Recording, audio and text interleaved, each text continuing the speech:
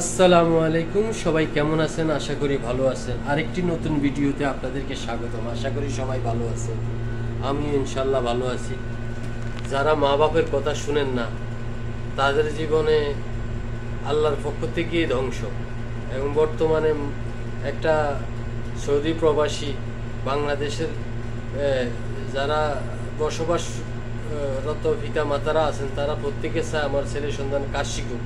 কাজ শিখলে বাংলাদেশেও যেমন ভালো সুনাম আছে, বিদেশের মধ্যে আসলেও বিভিন্ন রকমের কাজের অভিজ্ঞতা থাকলে, যেমন ইলেকট্রিশিয়ান, পাইপ ফিটার, এই ফ্রিজের কাজ, ড্রাইভিং, কফি শপের কাজ, ওয়েল্ডিংয়ের কাজ, এসব কাজের প্রচুর চাহিদা সৌদি আরব। বেতনও 2000 রিয়ালের উপরে। ঠিক আছে, এখন হাজার হাজার লোকজন আছে সৌদি আরবে, এরা কাজকর্ম জানে না, এরা মা বাবার অবাধ্য সন্তান, এদেরকে নিরুপায় হইয়া সৌদি আরব পাঠানো হয়েছে। যেমন কেউ রাজনীতি করে, মাইরা ফালাইব ছেলেটারে বাঁচানোর জন্য সৌদি আরব পাঠাই দিছে। যেমন কিছু লোক মা বাবার কথা শুনে না, জায়গায় জায়গায়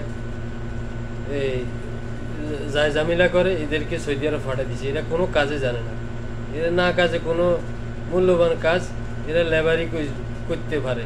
লেবারি কয়দিন করার পরে এদের কাছে ভালো লাগে না।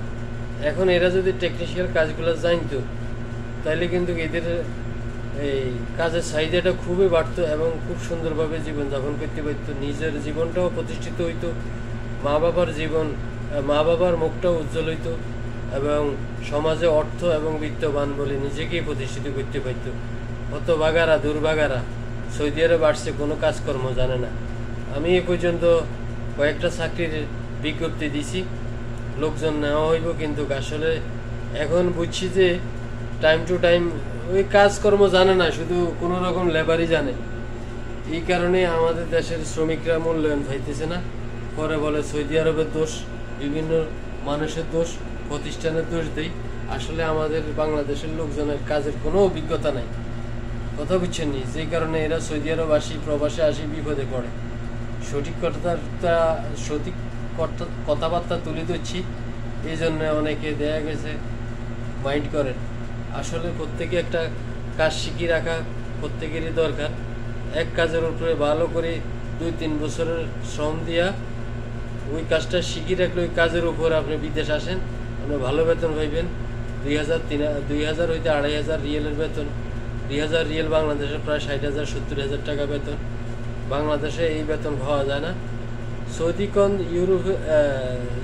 কোন, আপনি দুবাই কোন, কাতার কোন, বিভিন্ন দেশে আসেন, ভালো কাজের অভিজ্ঞতা নিয়ে আসেন, ভালো কাজ জানেন, দেখবেন ভালো কাজে ভালো বেতন পাইবেন, ভালো সম্মানও পাইবেন, থাকা খাওয়ার কোথাও কোনো সমস্যা হবে না।